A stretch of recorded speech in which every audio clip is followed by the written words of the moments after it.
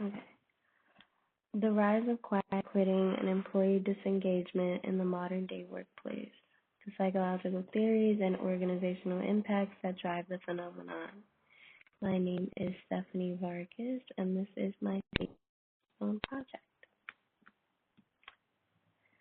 Quiet quitting, we should just first define it. So it is defined as fulfilling only the minimal requirements of their roles without any extra effort or engagement.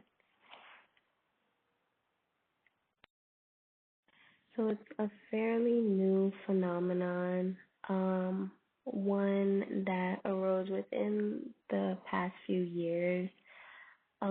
It blew up on social media first, but then quickly became a fad and a kind of motivation within the modern day workplace.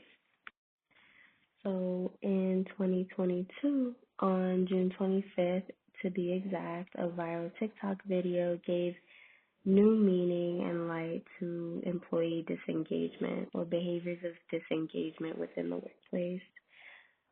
It rose and actually brought about a record year for resignation submissions. Um,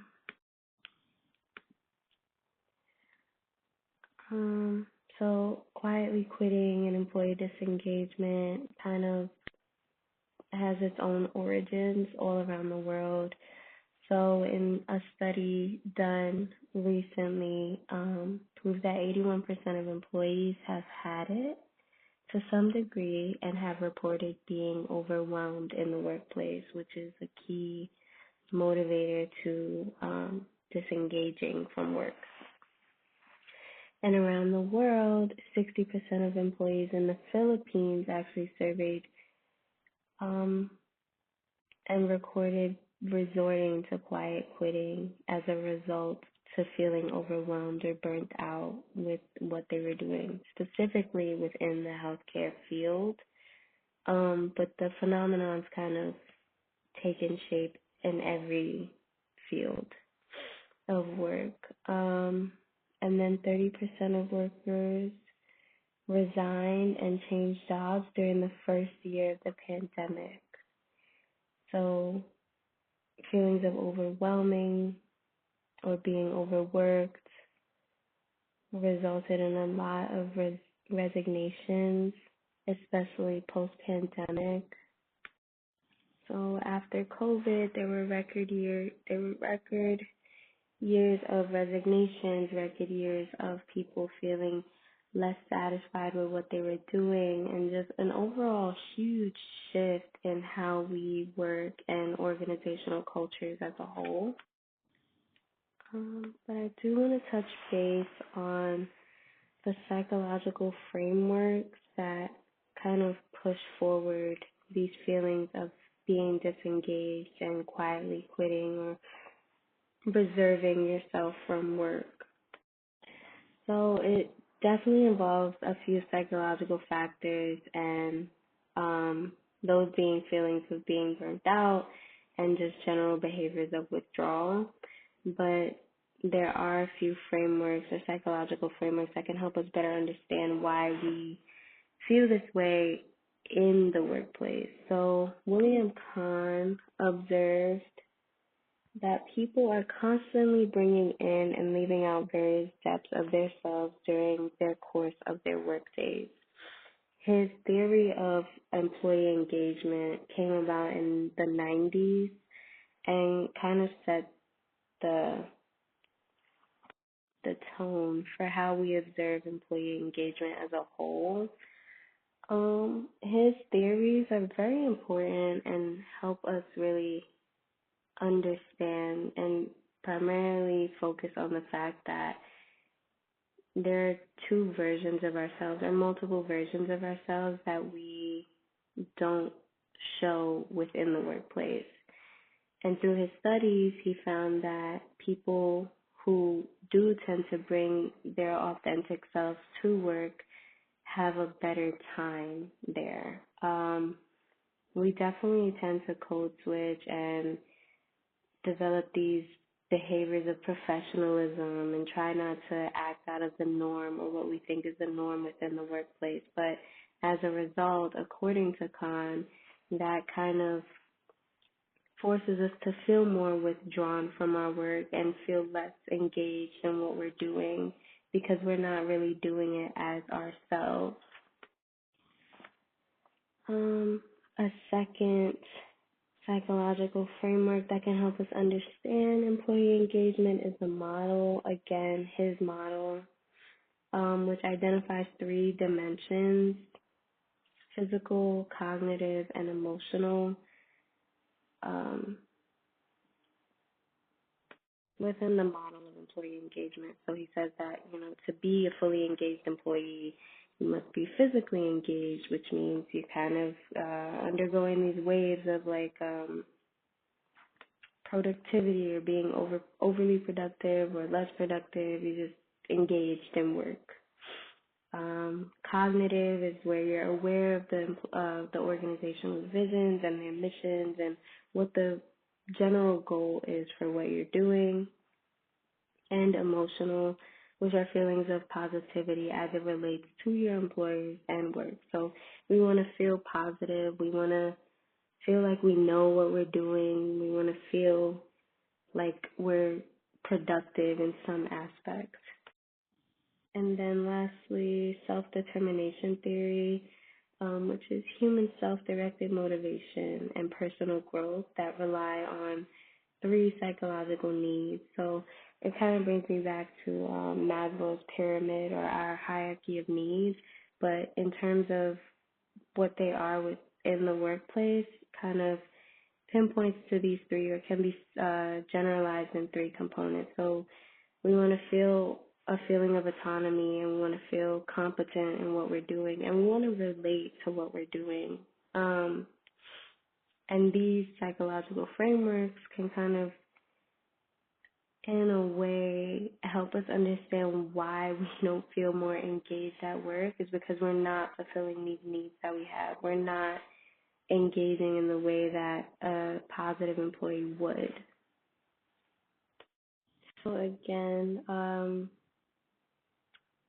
without feeling that way, we have these key influencers that drive us experiencing disengagement. So we have indicators like feeling burnt out as opposed to feeling fulfilled. We have feelings of being underappreciated or undervalued at our work. We sometimes our workplaces lack flexibility for a decent work-life balance, and they lack autonomy within what we're doing. They also lack recognition and niche placement in organizations, as well as poor organizational leadership. So niche placement to me was kind of like we're in roles that don't really align with our specific set of skills.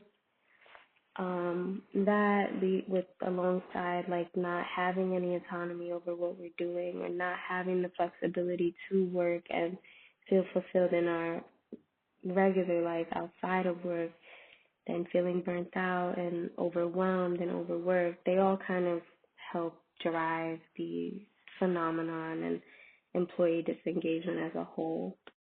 So again, feeling burnt out, you're just simply overwhelmed by the workload.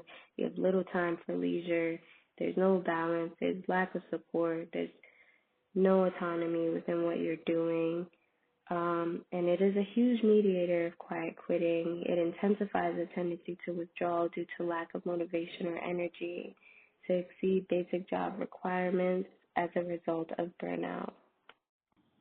So again, with the research, we want to touch base on the social exchange theory that was developed in the 1950s, where our attitudinal behavioral response from a target and reciprocity and the resulting relationship. So basically, we behave one way to receive something in return. So we'll be kind to receive a positive outcome.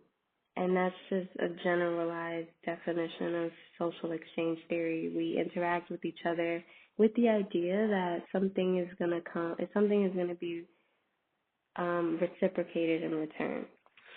And then we can understand, like in the 1970s or 1980s, uh, self-determination theory, which describes factors that help or hinder human motivation, including both internal motivation and external influences. So, just again, needing to feel autonomy over our work, confident within our work, and related to our work, things that drive our psychological, kind of tickle our psychological needs, um, to feel more engaged in what we're doing. And then again, William Kahn's motto is employee engagement. So these all help us understand that these are general behaviors or responses that we have within our fields, but without any of our needs being met or being reciprocated in any way, we kind of fall short of feeling engaged and we regress to being more disengaged and leading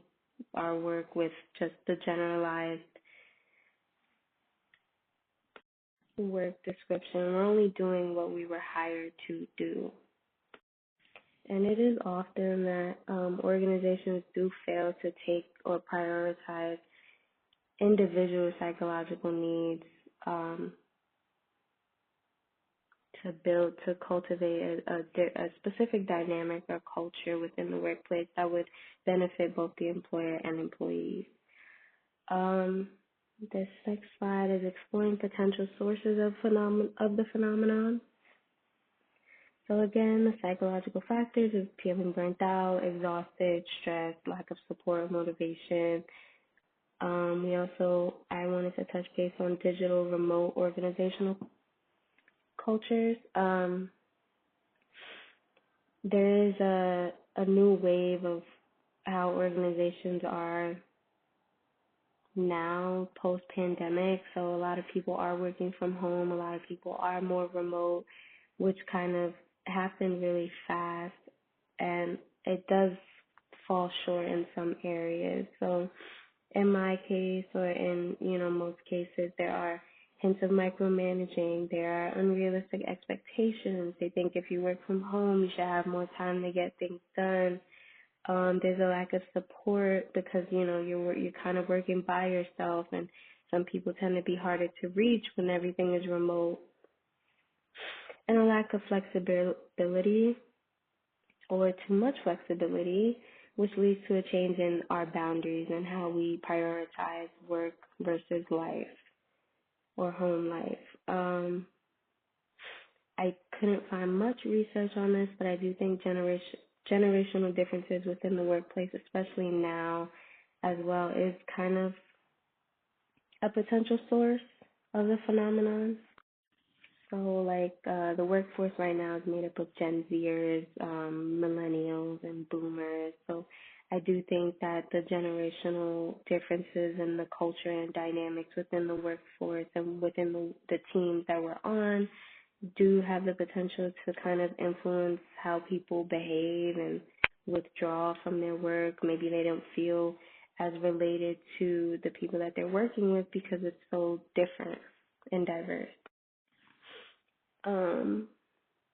Another is more organizational factors. So again, lack of recognition, poor culture, leadership styles, and inability to have that balance that we're looking for.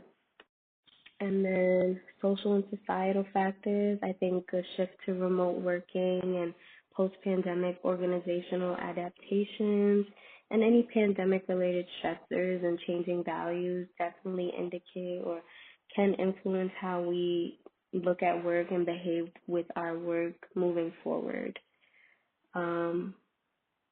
Organizational structure, workplace dynamics, just the standard, everything. If it's disorganized or if there's an unclear vision or unclear work directive, then we feel like, why are we doing this if we don't know what we're doing?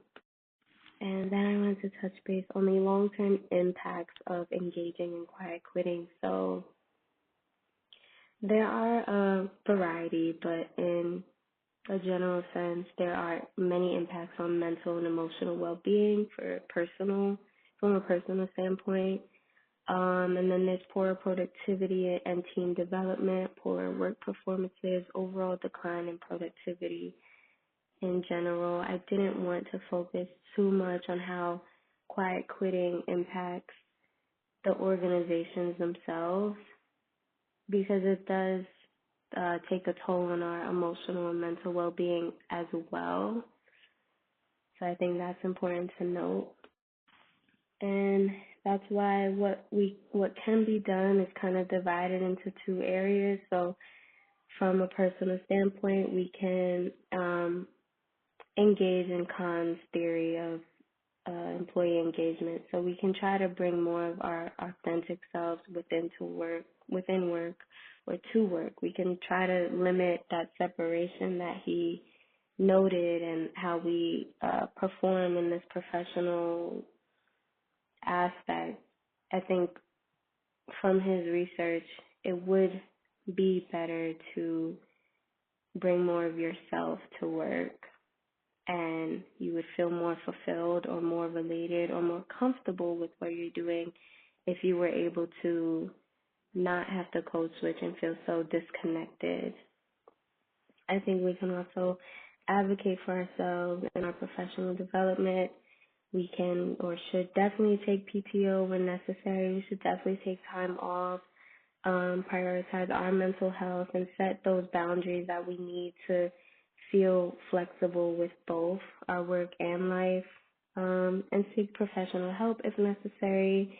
And don't feed into quiet quitting with self-isolation.